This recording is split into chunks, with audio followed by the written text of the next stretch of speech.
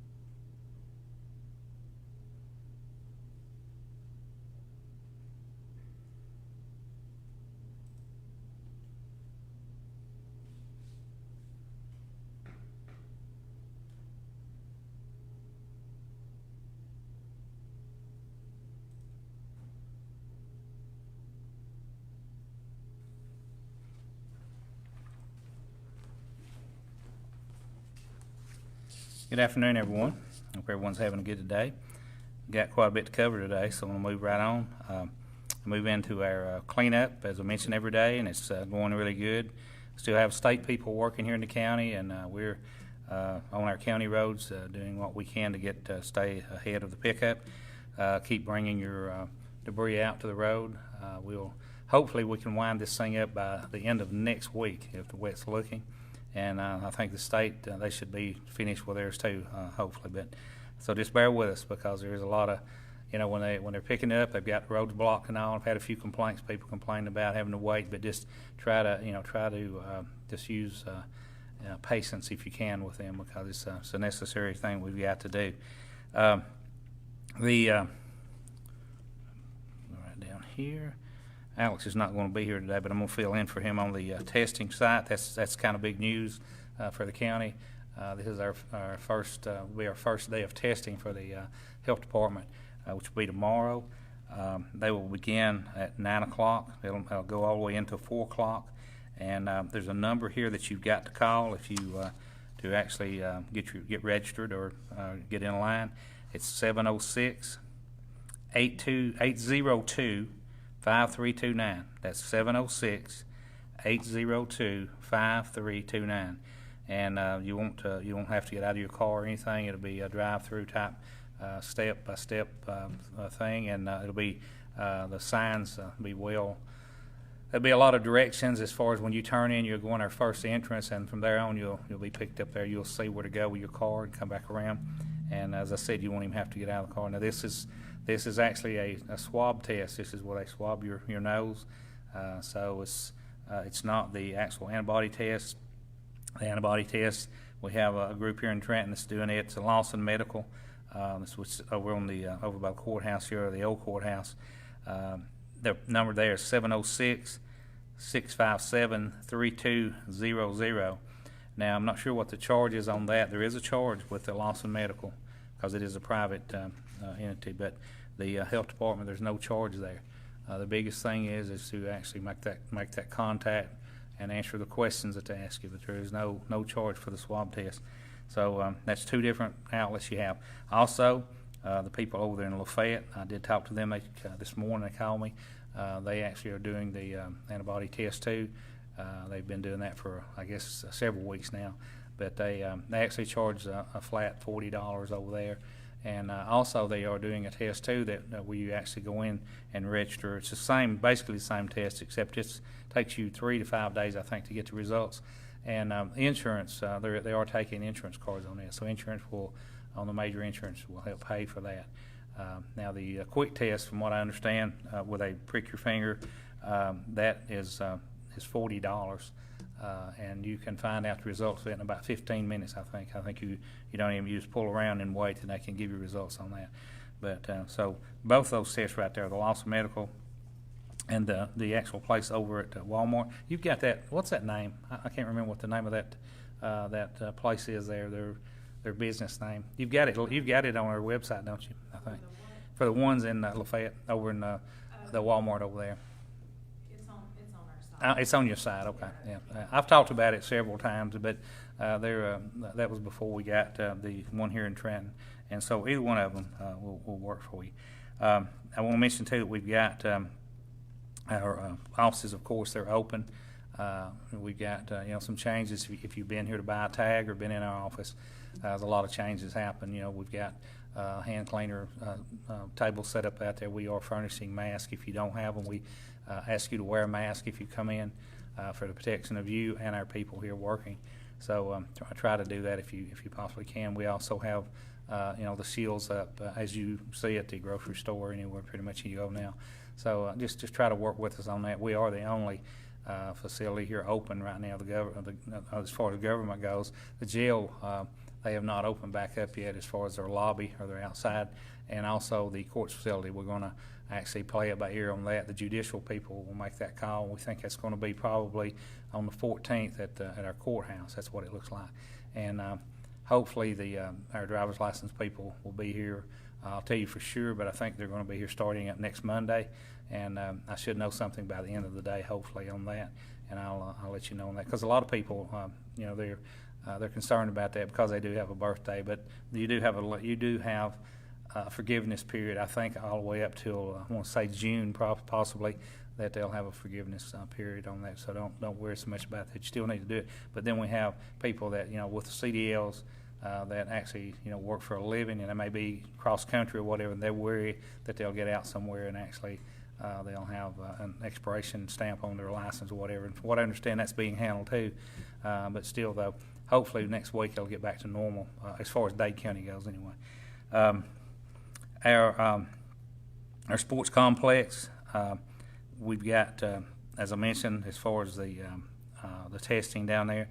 That does not mean it's open. It's not. We have the walking track. You can go down and enjoy that, and we do have one restroom facility that he has opened back up. That's centrally located, and so feel free to go down and enjoy that. But as far as any of your sports activities, that's going to be a while away. We've got damage they're starting on next week. Some of it will be started this week, but to repairing the damage from a tornado, and also, of course, the virus too. We've got wait till some of the restrictions are lifted, and we were going to try to go by the opening of America, the presidential phases, and we're going to, and the governor also, but he's trying to go by those guidelines also. I'll go ahead and give my report here as far as our numbers today. They have changed some. In Dade County, we went from 16 to 17. Since yesterday, we had 1. Walker County, they stayed the same at 61. Catoosa County went from 51 to 52. Chattooga County, they stayed the same at 15. Whitfield County went from 128 to 135. Gordon County, 116 to 117. Floyd County stayed the same at 150. Bartow County, 345 to 356. And there's 535 unknown counties. And so that varies, it's strange how it does day to day, because yesterday I think we were at 7 something when we carry. I think it was 7 whatever. So, it kind of goes, but it's I'm not sure those numbers exactly. When it says unknown counties, that's people that, either are away from here, they've been tested positive, not sure about the county or their direct address. But that number seems like it, it goes up and down every day when we read.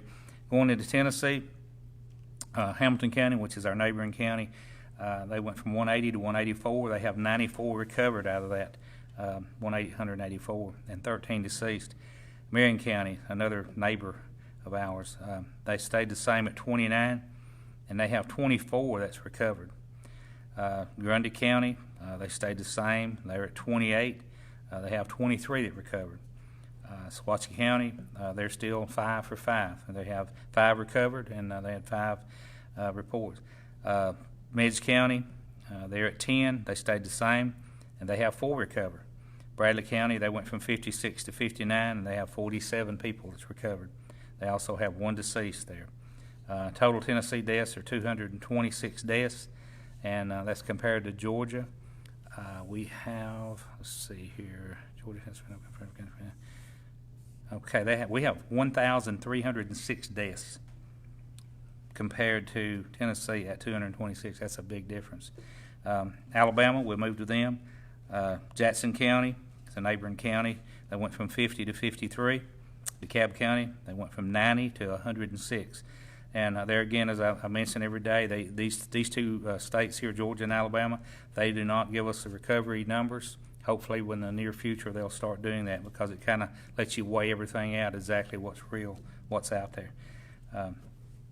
I'll go ahead and we got David Powell here with the Lineman School today. I'll let him go last, but we also have, come on up here, our DFACS person that's over DFACS, Kathy Johnson. And she wants to give you a report today. And we have a sheriff's report. I think he's supposed to be coming in here, Chad Payne, or someone with the sheriff's department. And so, Kathy, if you want to come on up. Good afternoon, Kathy Johnson with Dade County DFACS. Just to kind of give a report out on our staff. We are still processing applications.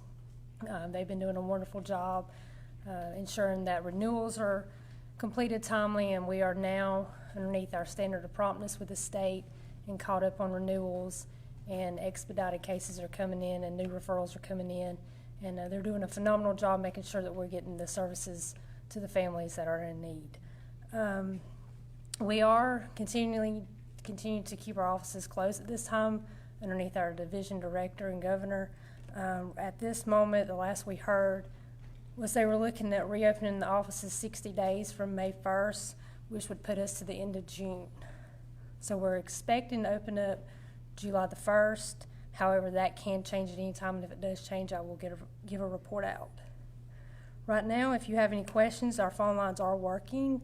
You can contact 706-657-7511. If you pick up an application at our front doors, at the glass doors of our office, you can either fill that out in your car, take it home, fill it out. You can put it in a drop box, or you can mail it to P.O. Box 159, Trenton, Georgia 30752. Again, the applications are staying stocked. You can pick up an application for adult Medicaid, family Medicaid, food stamps, and then you can fill that out and put that in our drop box, and they are picking those up daily. Staff's doing well. We just want to do our part in keeping the community safe and continue providing quality service. Thank you. Thank you, Kathy. We'll go ahead and get David Powell with the Lyman School. Come on up. We're waiting on the Sheriff's Department. They'll be here in a minute. And remember, be thinking as I talk, and Kathy or David, if you got any questions, be sure to, at the end of the program, we'll have questions and answers. And so just be thinking about it and jotting them down there. David, come on up if you want to. Thank you, Ted. Good afternoon. David Powell from Southeast Lyman Training Center, and just giving an update of what we're doing at the Lyman School. We're currently in day 3 of our program. On Monday the 4th, we actually registered students for the electrical line worker program. The registration process was quite a bit different, obviously this time than it has been in the past. We did everything outside, with the exception of one station upstairs in a break room. We had multiple stations set up, and the first station that we had set up was a temperature station. So students would come in, they would go to the temperature station. At that station, we had 2 medical professionals there taking temperatures and also getting the verbal acknowledgement of the attestation form that the students had filled out prior to arriving. We had sent that out prior to the students coming to the school, and I'm going to repeat what we had them sign just so for those that might have missed previously. They signed that they had not tested positive for COVID-19 in the past 14 days or not currently waiting for results for a COVID-19 test. They had not been in close contact with anyone who had tested positive for COVID-19 in the past 14 days. They are not currently experiencing any symptoms of COVID-19 and had not lived with anyone who is currently experiencing these symptoms in the past 14 days, and that they had self-quarantined at their place of residence for 14 days prior to attending SLTC. So they would arrive to that medical station, temperature was taken, and then they gave a verbal acknowledgement as well to this. And then they moved on to the various stations such as belt sizing, pictures, boots, stuff like that. We had notified the family members that they would be allowed on the property, but they would not be allowed in the process. We had very few family members actually show up, so it was primarily all students. I only noticed one set of family members that was actually there, and that was to discourage any unnecessary travel here. And it took students approximately 30 to 45 minutes to move through those stations, and then they were dismissed. And it was actually beneficial because it's something that we were looking to implement in the future classes. We liked the process even better, being outside. The weather cooperated, which was beneficial. The second day, we started day 2, temperature checks. So that's our routine of every day is temperature checks that are done with each student. Then we moved into issuing their toolkits.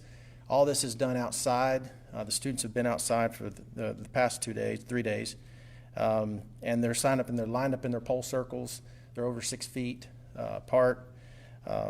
And we also covered rules and expectations of why these students while they're attending SLTC.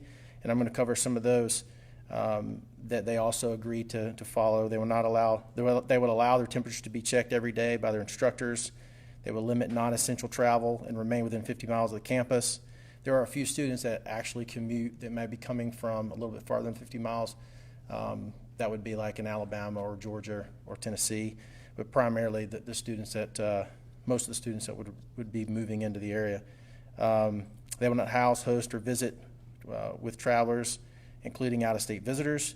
They will inform SLTC staff of any emergency travel exceptions and submit to a quarantine protocol upon return. And then they will follow all SLTC local and state guidelines for preventing the spread of COVID-19 virus while enrolled at SLTC, and acknowledge that if they are found in violation, could be terminated from the program without refund. So these are all the expectations that were set for the students, and they also agreed again once arriving on campus. So far, the registration process and the first day of class was extremely smooth. The students seem very understanding with the requirements and the changes that we've made in the program thus far. One of the things that we've done recently that I didn't share in the last time that came up here was we have actually added an RN to our staff. So we have a medical monitor there. I feel like this was the best way to ensure that we're doing everything we can to keep the community, students, and our staff safe. So we do have an RN there on staff with us.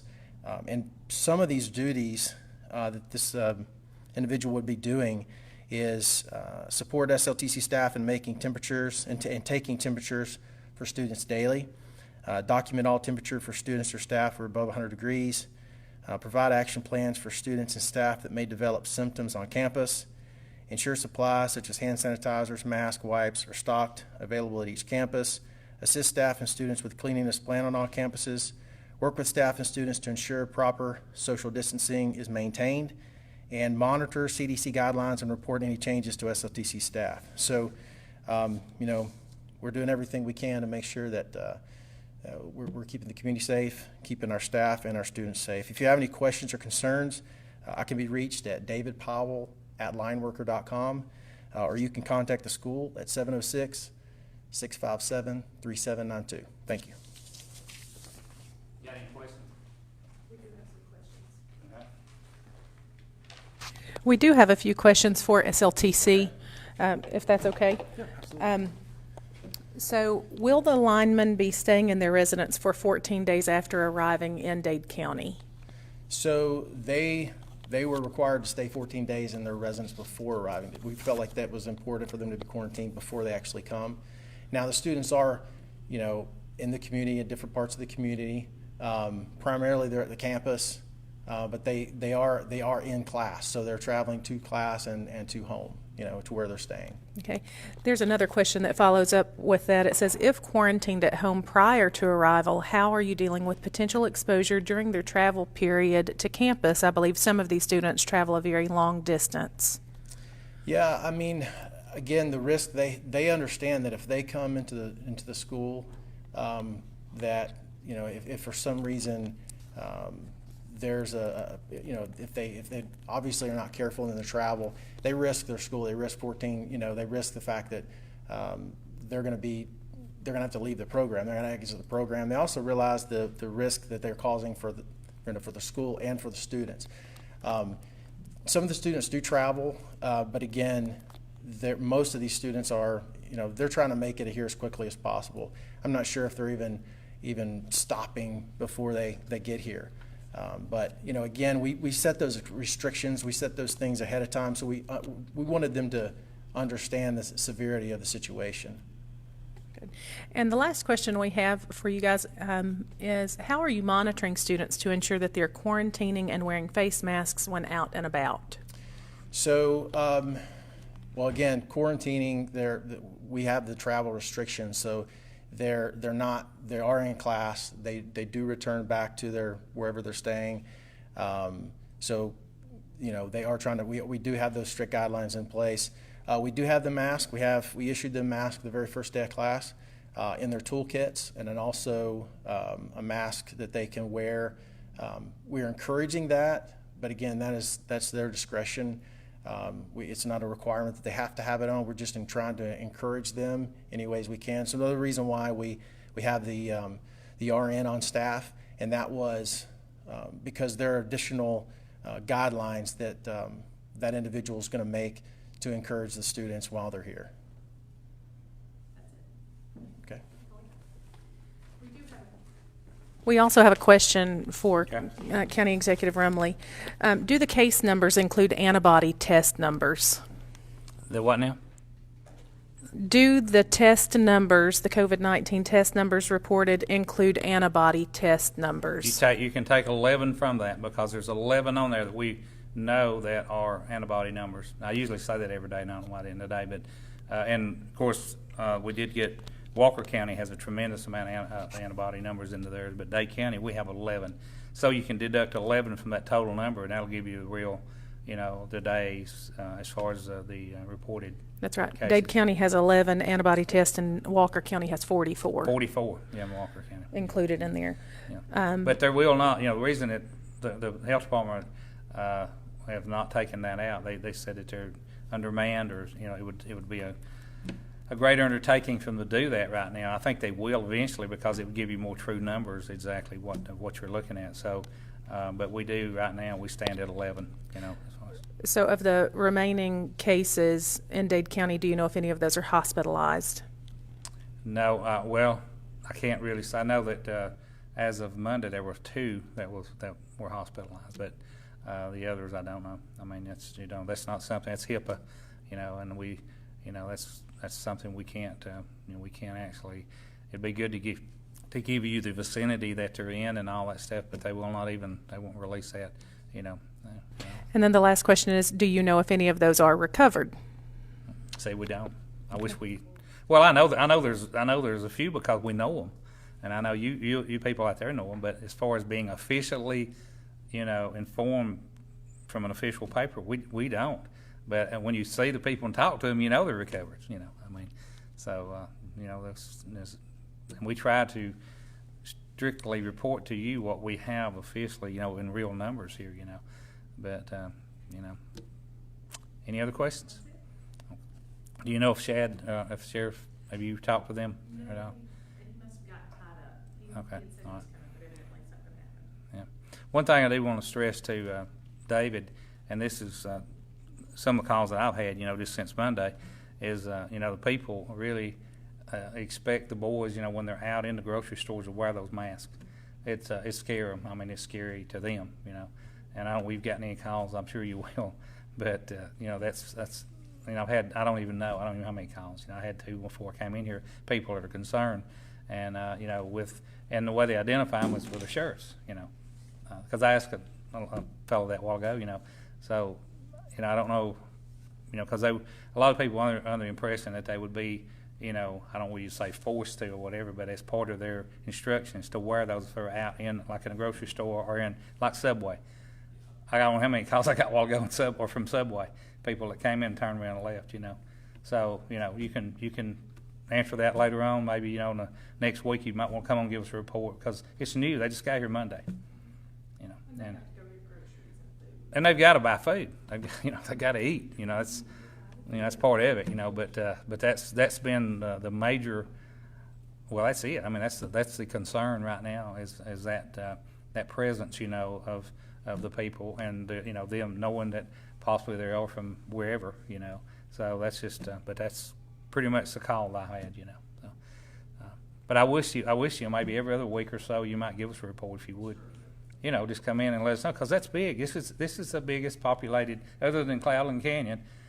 These boys are a part of our community there for several months.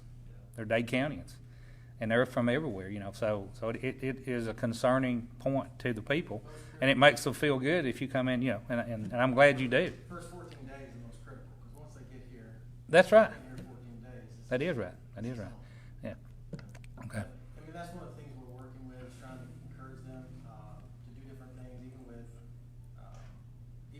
the rooming together, make a trip, basically get one individual in the household to go to the store instead of all of them going to. That'd be good. Yeah. Things like that can do that and encourage them to, hey, listen, you have a mask, you need to make sure that if you're in public and you're out, do it on behalf of the school. I mean, these are the things that I think they're being very, you know, cooperative and understanding of those things. And you know, and just remind them, and I know you will, and I know you do, hopefully. But you know, they're young men. A lot of these men, boys, you know, call them they've never been away from home. You know, really. I mean, they're young, but you know, if y'all as instructors and owners would just get it in their head how critical it is to us. You know, they're young and they're at a new place, and but you know, we're in a different time now than we were the last class, or even. You know, we're everybody looks at things different. You know, you look at things different. They should. A lot of younger people don't. You know, they especially they just got out of school. You know, and this is all different, a new world. So just try to stress to them how important it is to us. You know, in the county. Yeah. Yes, ma'am. Yes, ma'am. We do have one more question. Is it still recommended to wear face masks Yes, in it is. public? Yeah. Pardon? Yeah, it's It is- recommended. Yeah, the governor, you know, the governor can't force us to wear them, but CDC is the people that actually, and that's the people. I mean, that's the people who tell the governor what needs to be done, but they highly recommend that when you're out in public, you know. I mean, if you're going down the road in a car, you know, whatever, but if you get out of that car and you go into a place, if you go into, and I didn't know Subway had opened back up, but evidently they were actually letting some people sit in, I think, but even going in line 6 foot apart, you know, you need that mask on, really. Yeah. Is that all? That's it. All right, appreciate everyone watching, and we'll see you tomorrow at 3 o'clock with another report. And thank you, David, and Or Miss DFACS over there, thank you so much for being here. Kathy, see you. Thank you.